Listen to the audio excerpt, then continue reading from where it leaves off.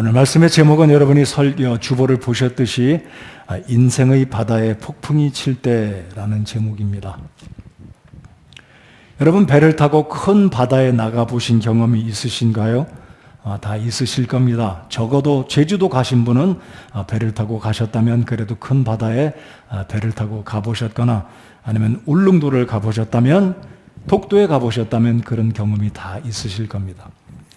저는 30년 전 총각 때 하나님의 선교를 감당하기 위해서 배를 타고 1년간을 살아보았습니다. 1년간 바다 위에서 지내는 것은 때때로 낭만적인 것도 있고 일몰과 일출을 바라보는 모습은 굉장히 아름다운 모습도 있지만 큰 바다에서 지낸다는 것은 그렇게 늘 좋은 일만은 있지 않습니다. 왜냐하면 때때로 험한 파도가 몰아치면 멀미도 하고 굉장히 힘들기 때문입니다. 지금 생각해보면 그 좁은 캐빈에서 어떻게 살았을까? 혹시 제가 폐소 공포증이라도 있었으면 아마 견디기 힘들지 않았을까? 제 캐빈 메이트가 캐나다 사람도 있었고 미국 사람도 있었지만 지금 생각해보면 정말로 좁은 그 공간에서 침대만 있는 벙커만 있는 거기에서 지냈습니다. 지금 생각해보면 하나님의 은혜였다고 생각합니다. 여러분, 우리의 인생은 바다 위에 떠있는 이력 편주와 같은 작은 배에 지나지 않아서 때때로 기대하지 않았던, 예측하지 않았던 정말로 풍랑이 다가오게 되면 우리가 두려워하고 낙심하고 좌절하게 되는 것이 우리 인생들입니다. 오늘 본문의 말씀을 잘 이해하기 위해서는 이 갈릴리 바다가 정확하게 갈릴리 호수가 어떤 특성인지 우리가 이해를 좀 하면 오늘 말씀이 더 복이 되고 여러분에게 큰 교훈이 되시리라고 생각합니다. 제가 좀 설명을 드려보면요. 갈릴리 바다는 동쪽에서 서쪽으로 스크린이 그렇게 명확치는 않는데 가로가 약 13km가 되고요. 그리고 북쪽에서 남쪽까지는 약 21km가 됩니다. 이 갈릴리 바다는 굉장히 독특한 면이 있는데 잠시 후에 설명을 드리기로 하고요. 오늘 예수님께서 제자들을 데리고 호수 저편으로 건너가자 하셨을 때 여기가 동그라미가 있는 곳이 가버나움입니다. 예수님의 공생애 가운데 가장 중요했던 사역의 왕성한 모습들이 일어났던 것이 이 가버나움인데 예수님께서 제자들을 데리고 건너가자 가신 곳이 바로 이쪽 편입니다. 거라사라고 하기도 하고 가다라라고 부르는 곳인데 여러분 지금 말씀드린 대로 갈릴리 바다 동서를 가로지르는 길이 13km가량 된다면 적어도 가버나움에서 가다라까지 가는 길이 약 10km가 조금 안 되는 거리가 되지 않을까. 그리고 이제 여기가 보시면 막달라라고 하는 곳이고요. 이쪽이 디베랴. 그러니까 지도가 명확하지는 않지만 이게 위성사진입니다. 그래서 예수님 당시에 갈릴리 호수 주변으로 가장 큰 도시가 디베랴라는 도시가 있는데요. 이 디베랴라는 도시의 이름은 로마의 황제 티베리우스의 이름을 따서 티베리우스다. 그 도시 이름을 불렀는데 그래서 사람들은 이 갈릴리 호수를 가리켜서 디베랴 바다다라고 부르기도 했고 또는 성경에 보면 긴네렛 호수다라고 부르기도 했습니다. 그래서 갈릴리 바다는 갈릴리 이름 자체가 있고 긴네렛, 디베랴 이렇게 동일한 호수이지만 이름이 3개 정도, 최소한 3개가 있었습니다. 그런데 긴네렛이라는 말은 여러분이 갈릴리 호수를 보시면 마치 어찌 보면 계란 같기도 하고 동그랗게 생겼는데 이 긴네렛이란 말은 이 하프 모양이 이렇게 둥그스름하게 생겼다 해서 오래전부터 이 갈릴리 바다를 긴네렛 호수다라고 부르게 된 이유가 거기에 있습니다. 자, 이 갈릴리라는 뜻은 갈릴리 이 의미는 동그랗다 그런 의미가 있는데 이 갈릴리 바다의 특성은 매우 독특합니다. 여러분 전 세계에서 해발 가장 낮은 호수가 2개가 있습니다. 그게 첫 번째 어떤 호수가 가장 낮은 호수이겠습니까? 염해입니다. 데드시라고 하는 사해 바다가 가장 낮고요. 두 번째로 낮은 호수가 바로 이 갈릴리 호수입니다. 해발 마이너스 213m. 그러니까 좌측으로 가면 지중해가 있는데 지중해 표면보다 213m가 더 낮은 곳에 있습니다. 상대적으로 이 갈릴리 호수 밑으로 내려가면 이제 예루살렘이 있지 않습니까? 이 예루살렘은 해발 800m. 그리고 이 갈릴리 호수 북쪽으로 올라가게 되면 그 유명한 해발 2800m에 이르는 헬몬산이 있습니다. 근데 이 지역적인 특성 때문에 이 헬몬산 꼭대기에는 만년설이 있고 아주 찬 바람이 거기에 있는데 지중해 따뜻한 바람이 이 헬몬산에 와서 부닥치게 되면 이 골란 고원을 따라 시리아의 골란 고원을 따라 쭉 내려와서 갈릴리 바다에 갑자기 따뜻한 기류와 찬 바람이 부닥치면 돌풍이 생겨서 이 갈릴리 호수는 갑작스럽게 파도가 일어나는데 여러분 상상이 되실지 모르겠어요. 민물 호수에서 파도가 2m가량이 일어난다고 합니다. 여러분 일기예보에 관심이 있으신지 모르지만 우리나라 일반적으로 동해 서해 바다 평온한 날씨에는 파고가 1m 넘지 않습니다. 좀 높아야 1.5m. 근데 갈릴리 호수에 광풍이 불면 2m의 파도가 치는 굉장한 독특한 호수입니다. 그래서 예수님께서 제자들을 데리고 이 호수를 건너갈 때 오늘 본문에서 읽었던 것처럼 우리가 방금 부른 찬송가처럼 광풍이 일어나서 제자들이 죽게 생겼습니다. 그래서 이런 특성 때문에 이 갈릴리 호수는 바다로 불려지지 않았을까? 물론 히브리어의 의미를 제가 다 설명드릴 수 있겠지만 이 히브리 사람들의 개념은 얌이라고 해서 나름대로 큰 호수는 물이 고여서 인공적으로 땅을 파서 호수를 만든 게 아니라 아주 거대한 호수는 이들의 개념에서 얌이다 불렀는데 그 얌이란 말은 굉장히 커서 마치 바다와 같다 해서 붙여진 이름이 갈릴리 호수였습니다. 여러분 갈릴리 호수의 가장 깊은 곳은 수심 43m입니다. 여러분 우리나라의 천연적인 호수에 수심이 40m 된 호수는 거의 없다고 제가 생각합니다. 일전에도 제가 말씀드렸지만요, 우리나라 서해안의 바다의 평균 깊이가 얼마쯤인지 아십니까? 상상해 보십시오. 우리나라 서해 바다의 평균 깊이 44m입니다. 제가 그렇게 기억합니다. 그러니까 이 갈릴리 호수가 얼마나 깊고 상당히 큽니까? 21km라면 굉장한 호수라고 저는 생각합니다. 아무튼 바로 이 갈릴리 호수에서 일어난 이 오늘 본문의 광풍의 사건을 이 갈릴리 호수의 배경, 지리적인 특성을 이해하시면 오늘 본문의 말씀이 여러분에게 좀 이해가 더 잘 되실 것 같아서 갈릴리 바다에 대한 말씀을 드렸습니다. 여러분 우리 인생에는 갈릴리 호수를 건너가던 예수님이 타신 그 배 위에 예수님의 12제자들이 함께 건너편으로 건너가고 있었을 때 뜻밖의 예기치 않았던 이 폭풍이 몰려와서 굉장한 문제에 쌓이게 되었습니다. 바로 그것이 우리의 인생이 아닌가 생각합니다. 때때로 사랑하는 가족이 중병에 걸려서 어찌할 줄 모르는, 때때로는 우리의 사업과 직장과 일터에 엄청난 일이 생겨남으로 인해서 어찌할 줄 모르는 인생의 고난에 절벽에 부닥치는 것이 우리 인생이라고 생각합니다. 제가 최근에 뉴스를 들었는데 우리 성도 여러분들께서 레이 레드먼 선교사님을 알고 계시는 분이 계실 거예요.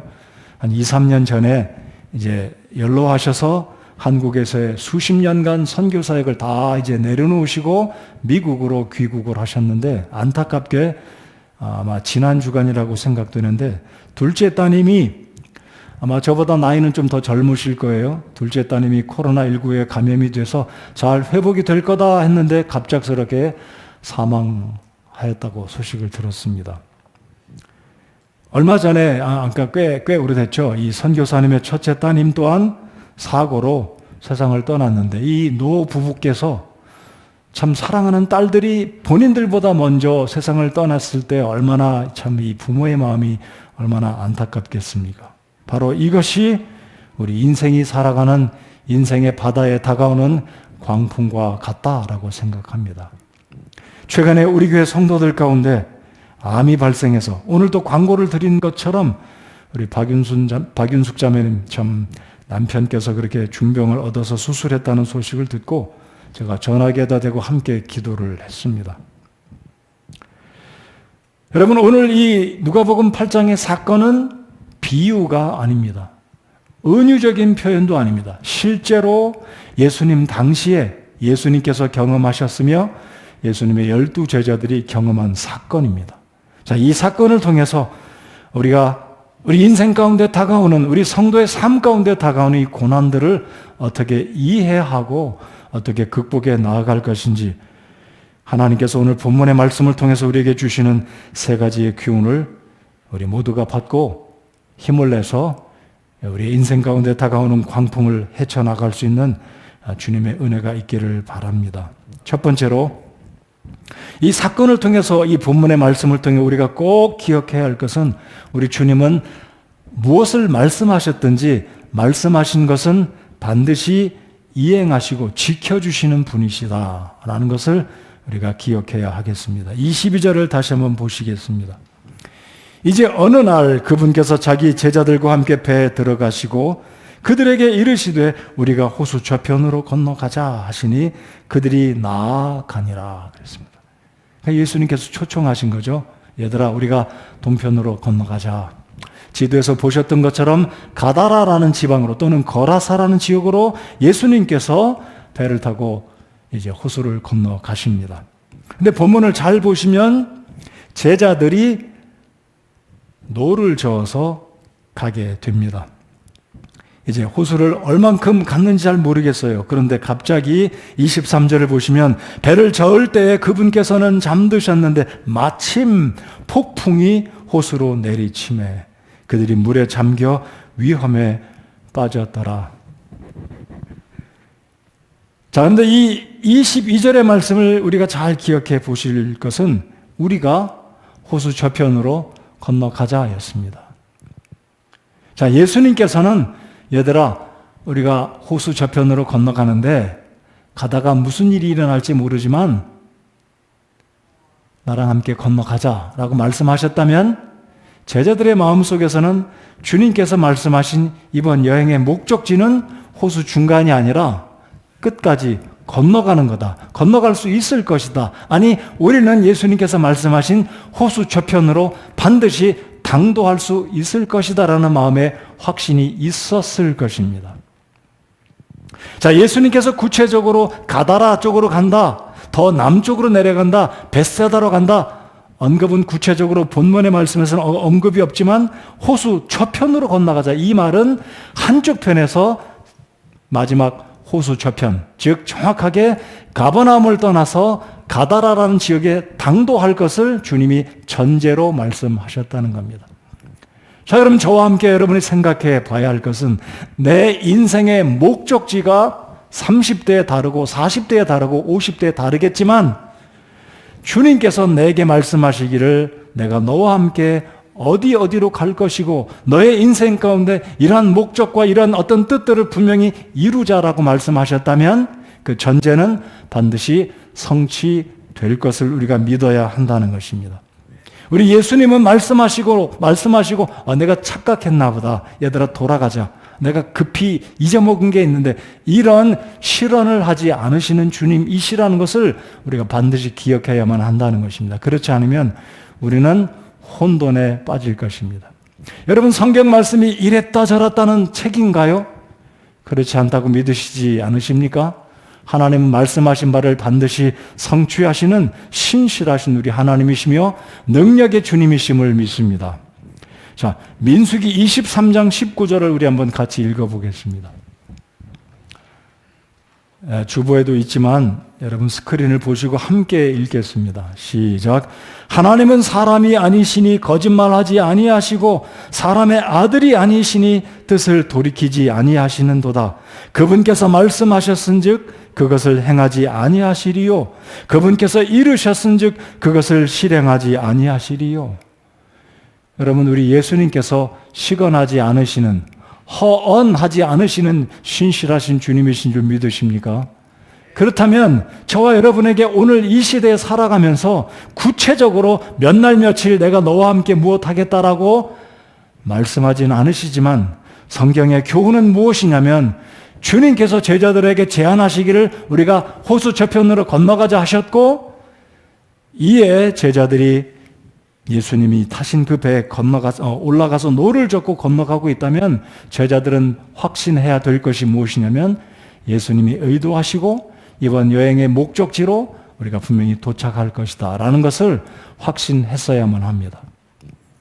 우리 성경 한 구절 또 한번 찾아보고 함께 읽기 원하는 구절이 있는데, 여러분 이 말씀을 읽으실 때 우리 모두가 확신해야 될 것은 하나님은 내 생애 가운데, 내 삶 가운데 오늘 이 시대에도 성경을 통해서, 성령 하나님을 통해서 내게 어떤 감동의 말씀을 주실 때 그 말씀은 반드시 하나님께서 이행하신다라는 확신을 가져야만 할 것입니다.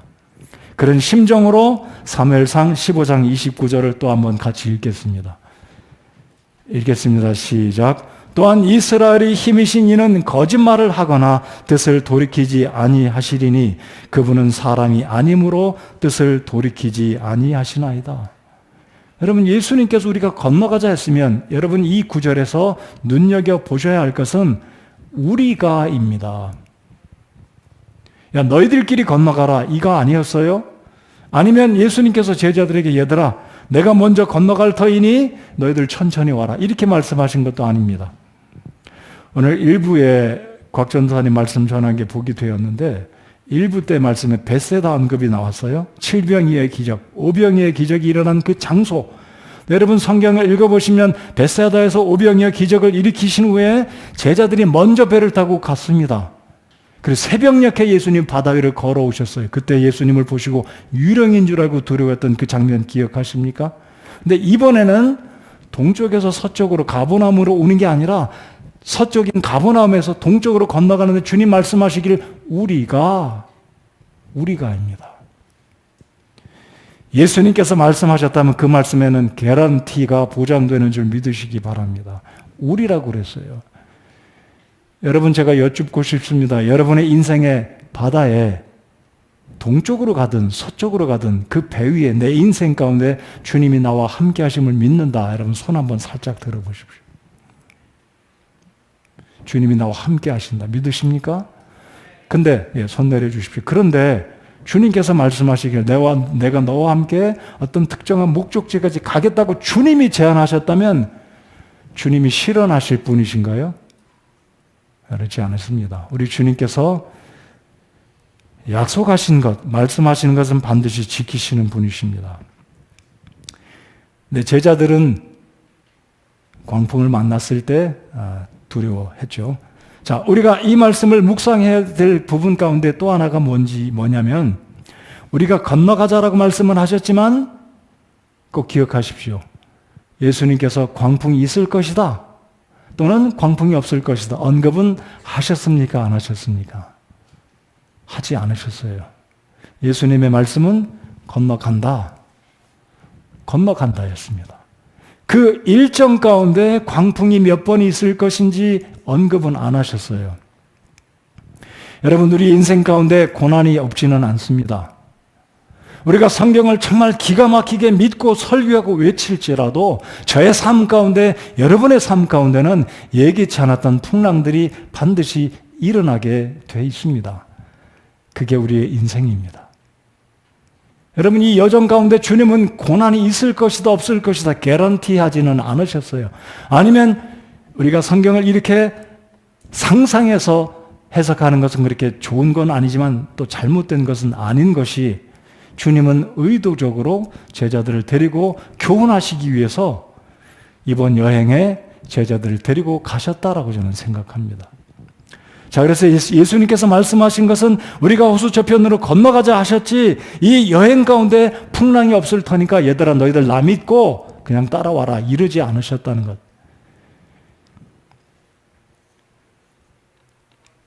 저와 여러분은 예수님을 그리스도로 믿고 구원받아서 하나님의 자녀가 되어서 우리가 천국에 한 걸음 한 걸음 천국을 향해서 오늘도 나아가고 있습니다. 오늘 찬송가를 부를 때 저 높은 곳을 향하여 날마다 나아갑니다.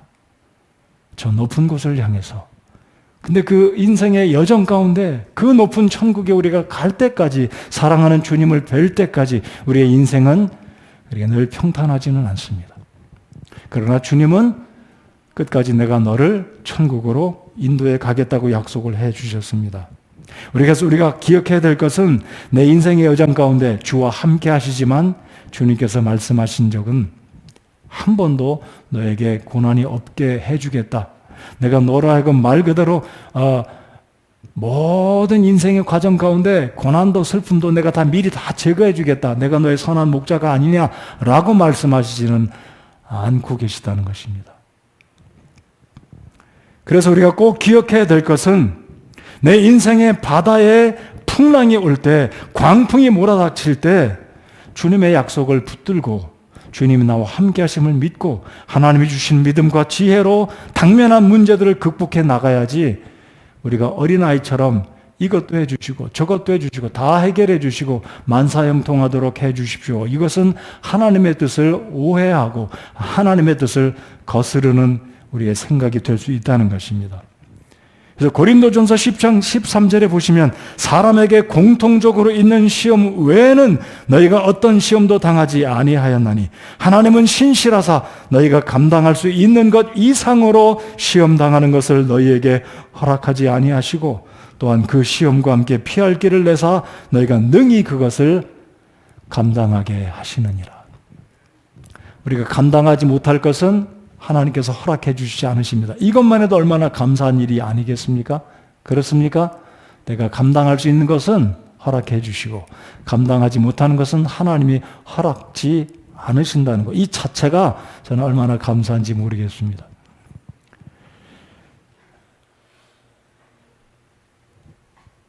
제가 50대 후반에 50대 초반이죠. 50대 초반에 뜻밖의 난생 처음 대장 내시경을 했는데 난생 처음 첫 번째 했는데 딱 하나의 용종이 있는데 그게 암이라고 이야기를 의사가 저한테 했을 때 얼마나 제게 충격이었는지 모르겠어요. 제가 병원에서 암병동에서 이제 수술을 마치고 회복을 위해서 배를 움켜잡고 링거를 한쪽에 달고 걸어 다니는데 기가 막힌 것은 30대도 암 환자였습니다. 아니 저 친구는 어떻게 30대에 저 암이 걸려서 나와 함께 병동에서 이렇게 돌아다닐까 생각을 하니 기가 막히지 않을 수가 없어요. 여러분 우리 인생에는 내가 예측하지 않았던 생각하지 않았던 일들이 다가옵니다. 그게 바로 우리의 인생입니다. 자, 근데 우리가 꼭 기억해야 될 것은 오늘 이 말씀 고린도전서 10장 13절 사람에게 공통적으로 있는 시험 외에는 너희가 어떤 시험도 당하지 아니하였나니 하나님은 신실하사 너희가 감당할 수 있는 것 이상으로 시험 당하는 것을 너희에게 허락하지 아니하시고 또한 그 시험과 함께 피할 길을 내사 너희가 능히 그것을 감당하게 하시느니라 그랬습니다.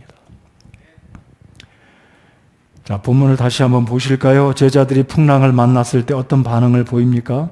이들이 열심히 노를 저어서 이때는 동력이 없으니까 손수 노를 저어서 아니면 돛을 달고 이제 동편으로 건너가게 되는데 23절에 하나님 말씀이 참 재미있게 표현됐습니다. 마침 폭풍이 호수로 내리침에 그들이 물에 잠겨 위험에 빠졌더라. 24절 그들이 그분께 나와 그분을 깨우며 이르되 선생님이여 선생님이여 우리가 죽나이다 하니. 여러분 제자들은 갈릴리 이 호수의 특성을 잘 아는 사람들이었습니다. 특별히 베드로, 야고보, 요한은 이 갈릴리 바다에서 고기 잡으면서 잔뼈가 굵은 사람들이었어요. 갈릴리 호수는 언제든지 풍랑이 일어나고 폭풍이 일어나는 것을 아는 사람들이었음에도 불구하고 얘들이 예수님의 말씀을 들었을 때 우리가 동편으로 저편으로 호수 건너편으로 건너가자라고 했을 때 풍랑이 왔을 때 이들은 인간의 어떤 자연적인 본성으로 주님을 깨웁니다. 저는 이 깨우는 장면에서 그래도 낫다라고 생각합니다. 여러분 요나서를 읽어보면 요나가 탄 그 배가 풍랑이 왔을 때 선장과 선원들은 무거운 거 다 버리고 던지고 노를 열심히 져서 풍랑이 이는 그 바다를 벗어나라고 하지 않았습니까? 근데 이 제자들은 그래도 나름대로 이제 주님을 깨우게 됩니다. 자, 제자들이 주님께 뭐라고 말합니까? 주여 선생님, 우리가 죽나이다. Master, we perish란 말은 멸망한다는 거죠. 어찌 보면 죽는다는 이야기입니다. 자, 근데 오늘 찬송가를 부르셨잖아요. 마가복음에 보시면 이 동일한 본문의 상황에서 마가복음의 기자는 뭐라고 이야기하냐면, 선생님, 우리가 죽는 것을 안 돌아보십니까? 어찌 보면 더 원망조로, 아니, 우리가 죽게 된 것 주님 지금 쿨쿨 잠만 자고 계시냐, 이런 원망과 불평의 조로 마가복음은 기록되어 있습니다. 자, 다시 반복적인 이야기, 동일한 말씀이겠지만, 제자들이 잊고 있던 사실이 무엇이었습니까? 주님께서 약속하신, 우리가 호수 저편으로 건너가자의 약속을 이들은 잊어버리고 당면한 현실, 당면한 폭풍 가운데 이젠 주님께 원망을 합니다. 우리가 죽는 것 안 돌아보십니까?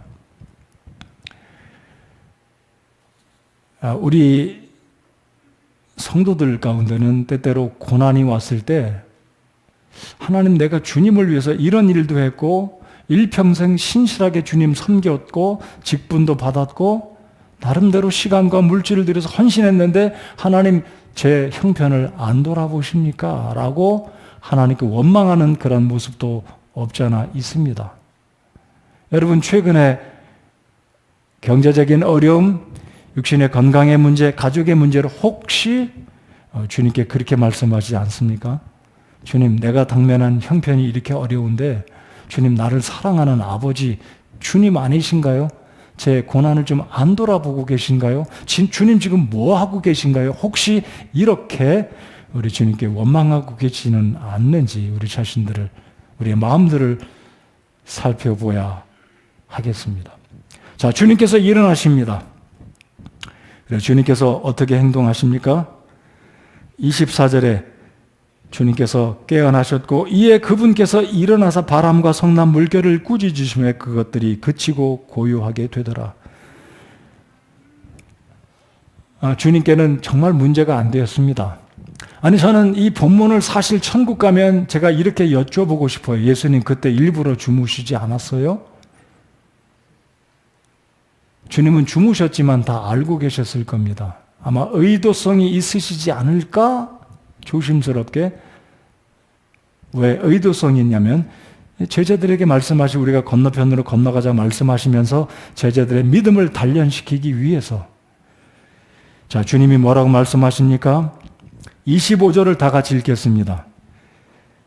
시작. 그분께서 그들에게 이르시되 너희의 믿음이 어디 있느냐 하시니 그들이 두려워하고 놀라며 서로 이르되 이분이 어떤 분이시냐. 그분께서 심지어 바람과 물에게 명령하신즉 그것들이 그분께 순종하는도다 하더라. 여러분, 바다에 대한 사실 한 가지는 이것입니다. 바다는 언제든지 폭풍이 일어나는 곳이다. 바다에 풍랑이 없으면 그것은 바다가 아니다라는 겁니다. 이 말은 저와 여러분에게 실감나게 말씀드린다면 우리의 인생은 고난의 연속이라는 거예요. 내가 예측하지 않았지만 몸이 망가져서 죽을 지경에 이를 수도 있고, 잘 되던 사업이 하루아침에 망해가지고 안 되는 수도 있고, 기대했던 자녀들이, 기대했던 부모님이 잘 될 줄 알았는데 예상 밖으로, 아니 상상도 못한 이런 일은 절대로 없을 것이다라고 생각했는데 우리의 뜻대로, 우리의 기대대로 안 되는 게 우리 인생이라는 겁니다. 예수님은 이 제자들에게 예수님이 어떤 분이신지 보여주시기 위해서, 아니 예수님은 이들이 예수님께서 말씀하신 우리가 호수 저편으로 건너가자 했을 때 어떤 일이 있어도 나는 그 목적지에 당도할 것이다라는 믿음을 가지고 노를 저어서 목적지를 향해서 가야 되는데 풍랑으로 인해서 이들이 주님께 원망하기를, 주님 우리가 죽는 것 안 돌아보시고 잠만 주무십니까? 잠만 주무십니까는 성경에 없는 구절입니다. 제자들은 그렇게 주님을 원망했을 것입니다. 그래서 주님은 풍랑과 폭풍을 잠재우시고 우리 예수님께서 어떤 분이신지 말씀하시는 바는 반드시 이행하시는 주님의 모습을 여실히 증명하시고 제자들과 함께 이제 목적지로 계속 가고 계셨습니다. 사랑하는 성도 여러분들, 여러분의 삶 가운데 최근에 당면한 어떤 문제로 고민하고 계십니까? 내 인생의 바다에 이러한 풍랑과 폭풍이 일어나고 있는데 주님, 나의 주님, 내 인생의 선장 되신 주님, 저를 좀 도우시고 잘 인도해 주시기를 그런 바라는 마음이 우리 성도 여러분들, 모든 성도 여러분들의 마음속에 있으실 겁니다. 재정의 문제로, 경제의 문제로, 사랑하는 가족의 건강의 문제로 참 고민 가운데 있을 때 오늘 이 말씀을 확신하시기 바랍니다. 우리 주님은 우리에게 성경을 통해서 어떤 말씀을 통해서 약속을 해 주시든지 그 약속은 분명히 때가 되면 확실하게 지키시는 신실하신 하나님이라는 말씀을 꼭 기억하시기 바랍니다. 하나님은 사람이 아니시니 거짓말하지 아니하시고 이스라엘의 힘이신 이는 거짓말을 하거나 뜻을 돌이키지 아니하시리니, 저와 여러분의 인생 가운데 어떤 어려움이 오더라도 이 성경 66권에 기록된 동일한 말씀, 우리가 저편으로 건너가자는 말씀은 아니더라도 이 말씀을 통해 저와 여러분에게 주시는 확신의 말씀을 붙들고 고난이 올 때 그 말씀 위에 굳건하게 서 있는 저와 여러분 모두가 되시기 바랍니다. 두 번째로 우리가 이 본문을 통해서 확신해야 될 것은 만사를 다스리시는 우리 예수님은 전능하신 분이시다라는 것을 확신하시기 바랍니다. 이미 저희들이 이 구절을 읽었습니다. 23절, 4절, 5절. 예수님께서 말씀 한마디로 제자들이 감당 못했던 풍랑의 문제를 일순간에 잠잠해졌습니다. 기적이죠. 여러분, 배가 가라앉게 생겼습니다. 이 제자들이 얼마나 두려웠으면 우리가 죽습니다, 우리가 멸망합니다라고 외칠 때 주님께서 일어나서 말씀을 하실 때 말씀 한마디로 잔잔해졌습니다. 아마 제자들은 예수님이 소경도 고치셨고 오병이의 기적으로 수많은 사람들을 배불리 먹이신 능력의 주님이 말씀으로 바다도 잔잔케 할 수 있는 그분이라는 것은 경험해 본 적이 없었습니다. 그러니까 제자들이 지금 뭐라고 이야기합니까? 아니, 이분이 어떤 분이시기에 성난 물결을 꾸짖으심에 그것들이 그치고 고요하게 되느냐. 이구동성으로 제자들이 이야기하는 것을 보면 이들은 한 번도 예수님께서 말씀으로 설마 이 갈릴리 호수의 풍랑을, 설마 이 광풍을 잠재 오시는 능력이 있으신 분인가 경험해 보지 못했습니다.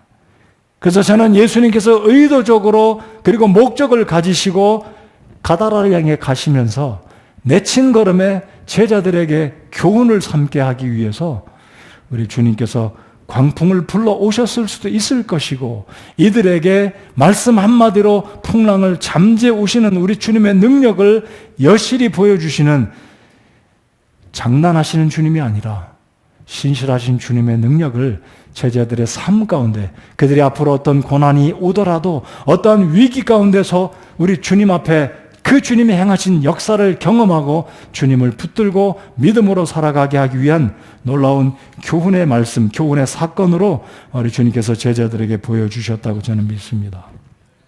자, 주님 말씀하시지 않습니까? 너희의 믿음이 어디 있느냐?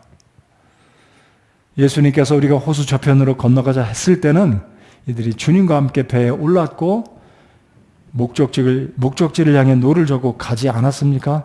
주님께서 말씀하신 것은 너희의 믿음이 어디 있느냐였습니다. 너희의 믿음이 어디 있느냐. 여러분, 요한복음 11장에 보시면 예수님께서 나사로의 무덤 앞에 서 계십니다. 이미 나사로는 죽은 지 4일이 돼서 성경의 말씀의 기록을 인용하면 그의 여동생이 말하기를, 주님, 오라버니가 죽어서 사흘이 지났는데 이미 냄새가 납니다. 근데 예수님이 뭐라고 이 마르다에게 이야기하십니까? 내가 믿고자 하면 하나님의 영광을 보리라 하지 아니하였느냐? 내가 믿으면 하나님의 영광을 볼 것이다 그랬습니다. 저를 한번 따라서 해 주시겠습니까? 내가 믿으면 하나님의 영광을 볼 것이다. 그 예수님은 오늘도 살아계심을 믿으십니까? 그 예수님은 오늘도 부활하셔서 저와 여러분의 주님이 되심을 믿으십니까? 역사는 동일합니다. 우리가 여전히 우리의 삶 가운데 인생의 바다에 풍랑이 일어나서 건강의 문제, 경제적인 문제, 가족의 문제, 사업의 문제, 어떤 문제든지 내가 하나님의 약속의 말씀을 성령을 통해 확신으로 받은 그 말씀을 붙들고 믿으면 때가 되면 하나님께서 역사하시고 내가 경험해 보지 못한, 이전에 생각해보지 못한 놀라운 일들을 일으켜 주심으로 과연 우리 하나님은 전지전능하시고 과연 우리 하나님은 나를 사랑하시고 못할 것이 없는 주님이라는 것을 확신하며 우리 하나님께 영광을 올려드리게 될 것입니다. 그래서 주님은 그렇게 말씀하셨습니다. 내가 믿고자 하면 하나님의 영광을 보리라 하지 아니하였느냐. 어느 날 우리 예수님께서 이제 십자가에 달려 죽으시기가 임박했을 때 마지막으로 예루살렘 성전을 드나드시게 되시는데 한 번은 이제 예수님께서 시장하셔서 무화과 나무 잎을 보시고 저 정도의 잎사귀가 풍성하면 열매가 있겠거니 하고 가서 무화과 열매를 따 드시려고 가서 보니 열매가 없는 겁니다. 근데 예수님께서 그 무화과 나무를 저주하셨습니다. 내가 다시는 열매를 맺지 못할 것이다. 자, 이 구절에서 머리가 좀 빨리 돌아가시는 분은 이렇게 생각하실 수 있을 거예요. 아니, 전지하다는 예수님이 꼭 가봐야, 나무 잎사귀를 들춰봐야 무화과가 있는지 없는지 아시나? 예수님이 척하면 척이시지 뭐 그거 가서 보셔야 하나? 그래 가서 들춰보고 열매가 없으니까 예수님께서 무화과 나무를 저주하셨다. 예수님 너무 몰인정하지 않나? 나무까지 저주를 다 하시고.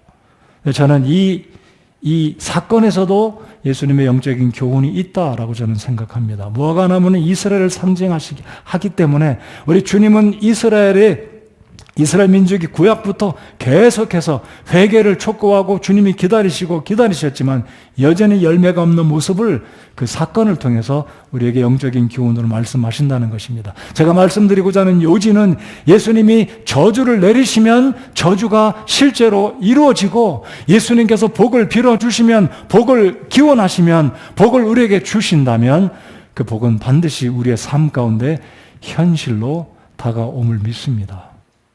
자, 그래서 주님께서 바람과 이 광풍과 파도를 잔잔케 하셨을 때 제자들이 놀라게 되는 모습을 보면서 여러분, 우리 인생 가운데 다가오는 이 고난이 올 때 하나님의 약속은 신실하다는 것을 확신하시고 내가 당면한 고난의 문제보다도 전지전능하신 주님은 위대하신 분이라는 것을 우리의 삶 가운데 꼭 기억하시고 확신하시는 여러분이 되시기 바랍니다.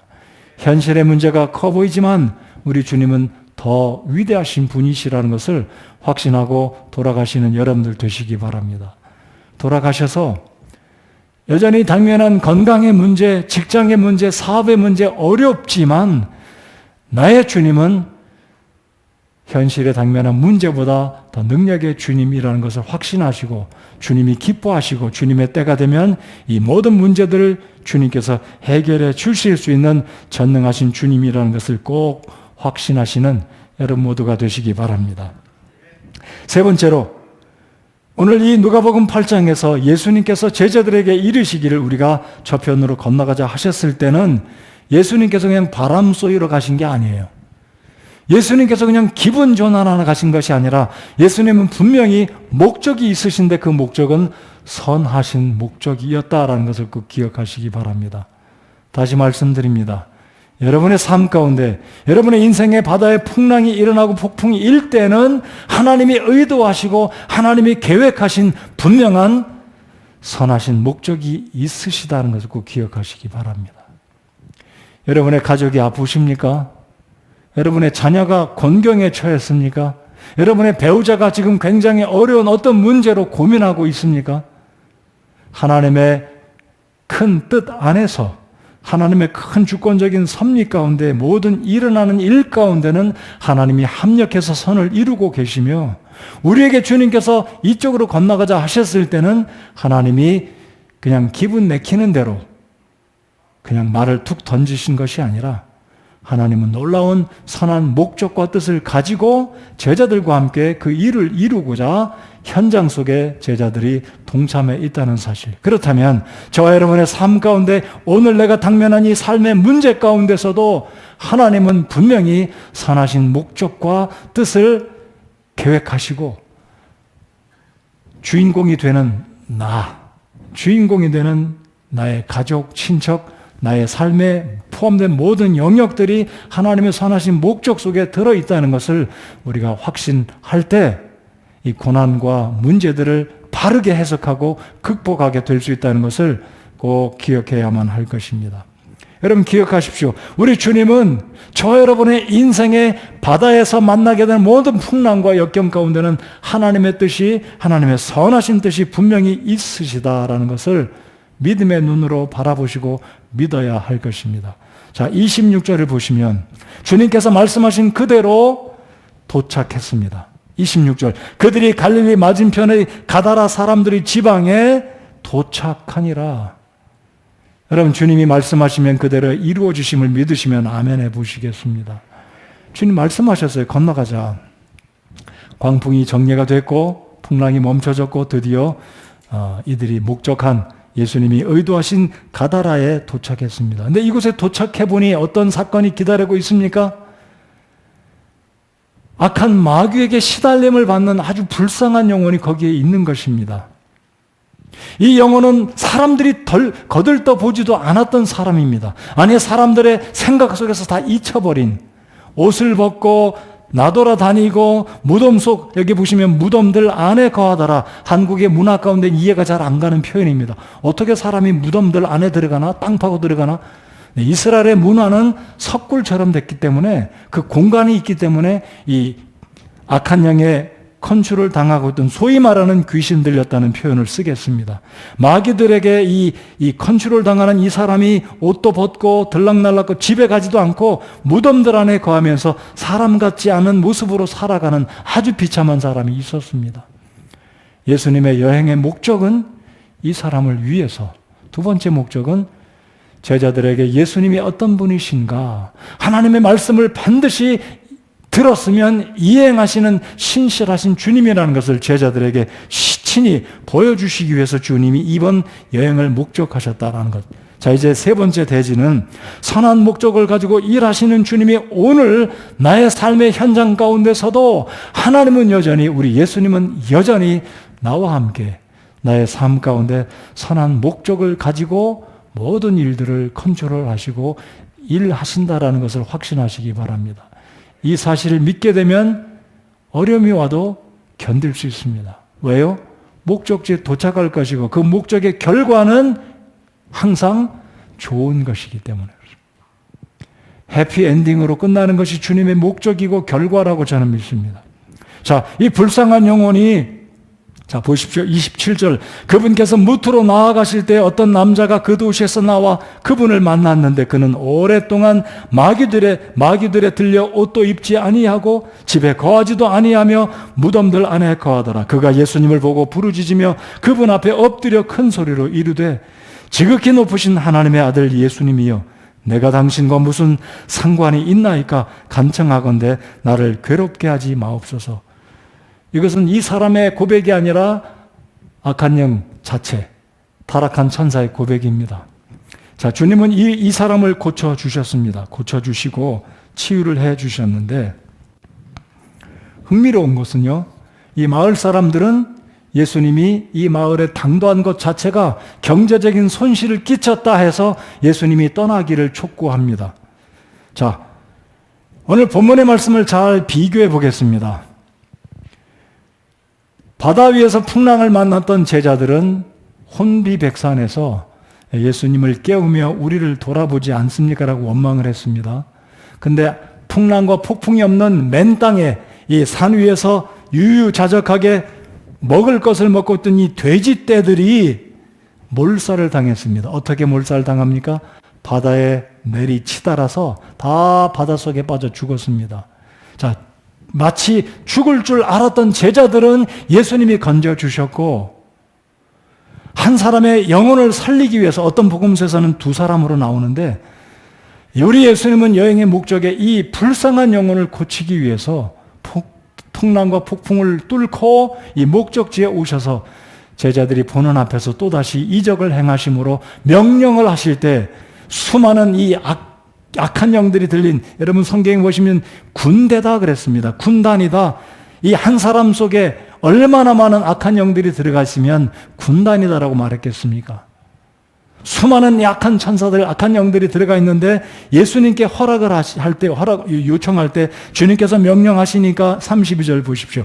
거기에 많은 돼지떼가 산 위에서 먹고 있었으므로 그들이 그분께 간청하여 그분께 자기들을 그 돼지들 속으로 들어가게 허락하실 것을 구하며 그분께서 그들을 허락하신즉 이에 마귀들이 그 사람에게서 나와 돼지들 속으로 들어가니 그때가 경사진 곳을 세차게 내리다라 호수에 빠져 숨 막혀 죽으니라. 죽을 줄 알았던 제자들은 살았고요. 풍랑과 광풍이 없는 이곳에 그러나 악한 마귀에게 시달렸던 그 불쌍한 영혼을 주님이 고쳐주실 때 돼지떼들은 물속에 빠져 죽었습니다. 대조의 사건이죠. 근데 이 마을 사람들은 이 예수님께서 그 불쌍한 자기들이 신경도 안 썼고 어찌 보면 방치하다 싶었던 이 사람이 고침을 받은 그 사실로 인해서 기뻐해야 되는데 기뻐하기보다는 경제적인 손실 때문에 예수님 떠나가십시오. 더 이상 우리 마을에 복잡한 일 만들지 마시고 재정적인 손실 끼치지 마시고 떠나가십시오. 오늘 이 시대가 성경 누가복음 8장에 나온 시대가 아닌가 생각합니다. 요즘엔 사람들이 너무나 날카로워서 자신에게 정신적인 피해만 입히면 피해 보상 청구하고 소송하고 우리 예수님은 이번 여행의 목적은 단순한 여행이 아니었습니다. 기분 전환을 위한 것도 아니었습니다.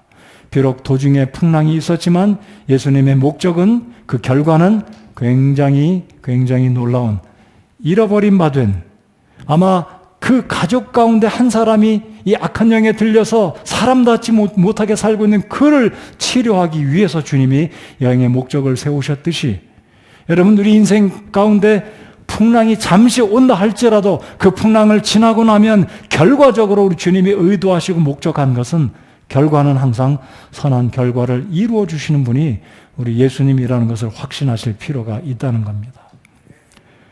여러분 지금 우리는 참으로 어려운 때를 지나고 있습니다.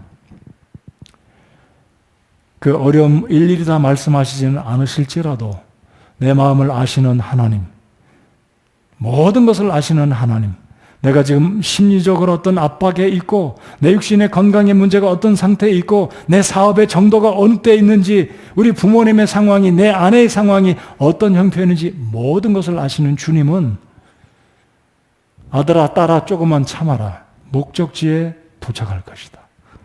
그리고 결과는 내가 상상하지 않았던 내가 생각해 보지 않았던 일들을 경험하게 될 것이고 항상 좋은 결과를 우리에게 가져다 주시는 주님이신지를 우리 모두가 이 누가복음 8장의 사건을 통해서 확신해야만 할 것입니다.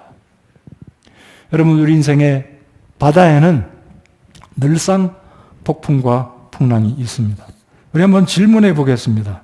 왜 우리 삶에는 아니 내 삶에는 내 아버지 어머니 내 자녀 내 배우자의 삶에는 왜 이런 일이 일어날까? 제가 말씀드리지 않았습니까? 제가 만으로 51세 되던데 건강에 대해서 한 번도 염려해 본 적이 없는 척. 지금도 제가 60이 넘었지만 날씬하잖아요. 배 안 나왔습니다. 운동 지금도 잘 합니다. 나름대로. 근데 왜 내게 암이 왔을까? 당신은 이해하지 못합니다. 물론 지금도 잘 이해는 못해요. 하나님께서 허용하신 거죠.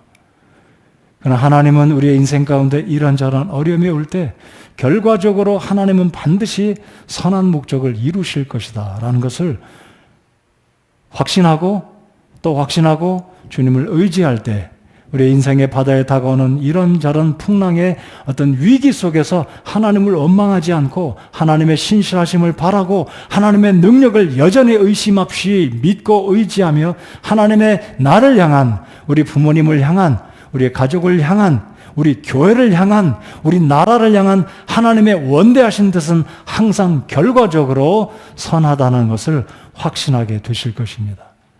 그렇지 않으면 우리는 혼돈 속에 삽니다. 하나님 의심하고 하나님의 능력 불평하고 하나님은 왜 나입니까? 왜 나입니까? 왜 하필이면 나의 부모님이고 왜 하필이면 나의 부모 이 배우자가 이런 어려운 일을 겪어야 합니까? 하고 많은 사람들 가운데 왜 나입니까? 라고 우리가 불평할 수밖에 없다는 겁니다. 여러분 복음 찬송가 가사 이런 가사 들어보셨죠? 왜 나만 겪는 고난이냐고 불평하지 마세요. 고난의 뒤편에 있는 주님의 주실 축복 미리 보면서 감사하세요. 너무 견디기 힘든 지금 이 순간에도 주님이 일하고 계시잖아요. 남들은 지쳐 있을지라도 당신만은 일어서세요. 힘을 내세요. 힘을 내세요. 주님이 손잡고 계시잖아요. 아마 지금도 힘들어하실 성도님들이 계실 겁니다.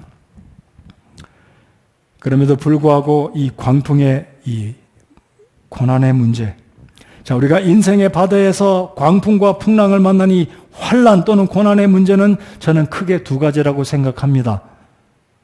첫째는 아담의 타락의 결과로 모든 인생들이 예외 없이 우리의 인생의 바다에서는 항상 바다의 특징이 풍랑과 파도가 있듯이 우리 인생에는 고난이 그치지 않는다는 사실, 타락의 결과입니다. 이거 내가 잘못해서 중병에 걸렸다. 나는 그렇게 생각해도 문제가 안 돼요. 기억하십시오. 내가 중병에 걸리면 내가 하나님 앞에 잘못해서 그랬지 라고 생각하는 것은 문제가 안 됩니다. 근데 다른 사람이 그렇게 걸릴 때 우리가 자칫 잘못하면 저 사람은 뭐를 잘못해서 하나님이 징계하실까라고 생각하는 것은 착각일 수 있고 잘못될 수 있다는 거죠. 그래서 우리가 기억합시다. 우리 인생의 바다에는 항상 고난이 뒤따른다. 첫 번째 원인은 타락 때문이다라는 것이고요. 둘째는 우리가 알 수 없는 하나님의 선하신 목적이 우리 인생 가운데 분명히 있기 때문에 하나님은 우리의 인생의 바다 가운데 때때로 고난, 풍랑과 파도를 만나게 하신다는 것입니다. 자, 우리 고린도후서 9장 8절을 함께 읽기 원합니다. 고린도후서 9장 8절. 자, 스크린을 보시고 다 함께 한번 읽어보겠습니다. 시작. 하나님께서 능히 모든 은혜를 너희에게 넘치게 하시나니 이것은 너희가 항상 모든 일에서 모든 것이 넉넉하여 모든 선한 일을 풍성히 하게 하려 하심이라.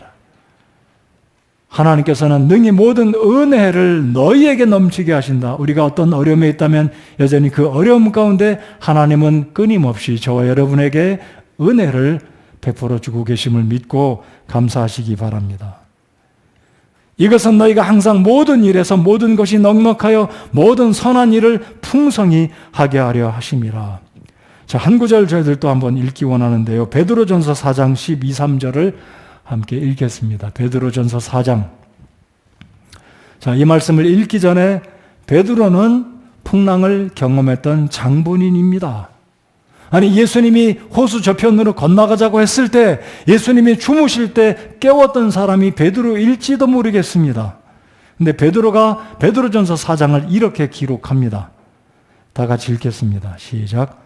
사랑하는 자들아, 너희를 단련하려고 오는 불같은 시련에 관하여는 마치 이상한 일이 너희에게 일어난 것 같이 이상히 여기지 말고 오히려 너희가 그리스도의 고난에 참여하는 자가 되었으므로 기뻐하라.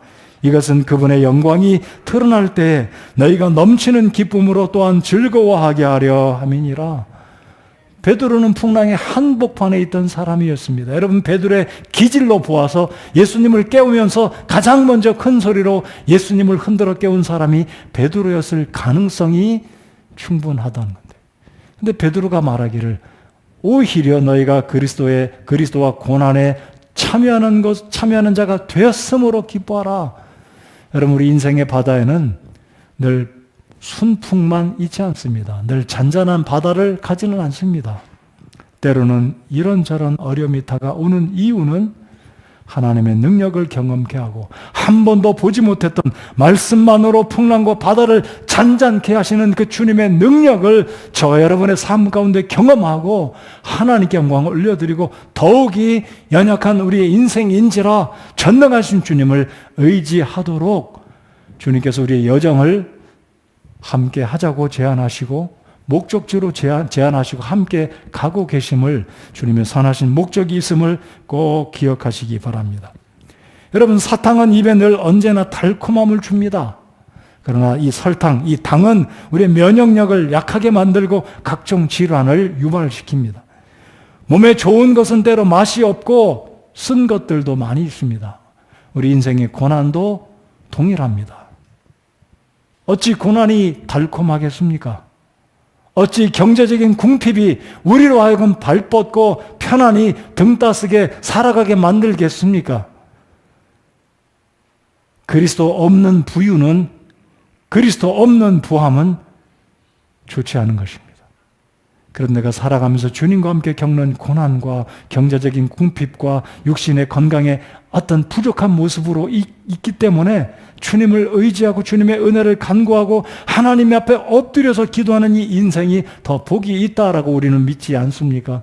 하나님을 찾게 만들고 겸손하게 주님 바라보게 만들고 하나님 말씀 더 한 구절이라도 펴서 읽고 이 말씀으로 내가 어떻게 인생을 세워나가야 할 것인가, 어떻게 내 아들, 딸들이 하나님 앞에서 교만하지 않고 인생의 바다에 나아갈 때 자기 힘만 믿지 말고 내 배 위에 계신 주님을 깨우도록, 주님 앞에 나아가서 간구하도록 우리의 주의를 그래도 주님 앞에 기울이도록 하게 만드는 게 우리 인생에 다가오는 풍랑과 바람일 수 있다는 것입니다. 결론입니다.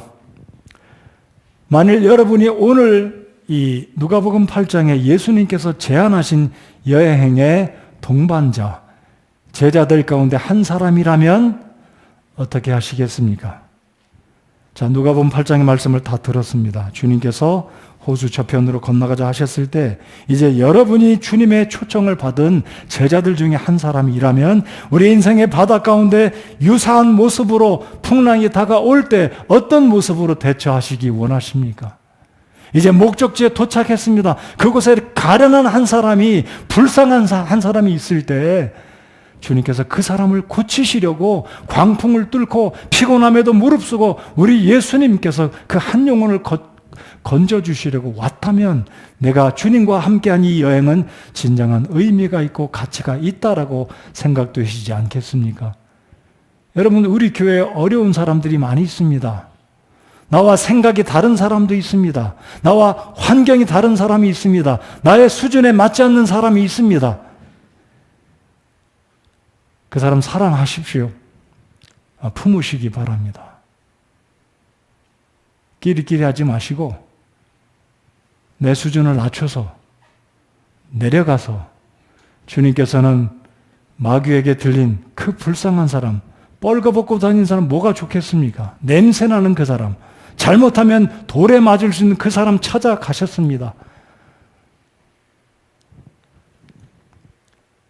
여러분, 우리 인생의 여정이 다 끝마칠 때까지 이 세상에서 바람과 파도는 멈추지 않을 것입니다. 그러나 예수님이 오시는 그때가 되면 우리 인생의 목적지인 천국에 들어가게 되면 다시는 죽음도, 이별도, 아픔도, 미움도, 다툼도, 시기도, 질투도 없는 그곳에, 역병도 없는 그곳에 우리 주님과 더불어 살게 될 것입니다. 오늘 말씀의 결론은 빌립보서 1장 6절을 다 같이 찾아보시고 우리 기도하겠습니다. 빌립보서 1장 6절 다 같이 읽겠습니다.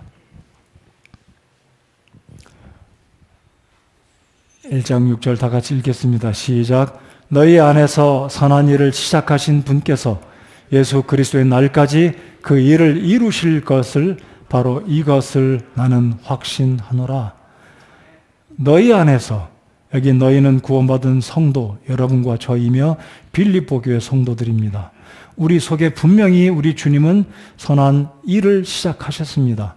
예수님의 여행은 선한 목적을 갖고 계셨던 것처럼 여러분과 제가 타고 있는 이 배 위에 주님이 동승하고 계십니다. 아니, 예수님께서 여러분의 인생의 선장이 되어 주십니다. 믿으십니까?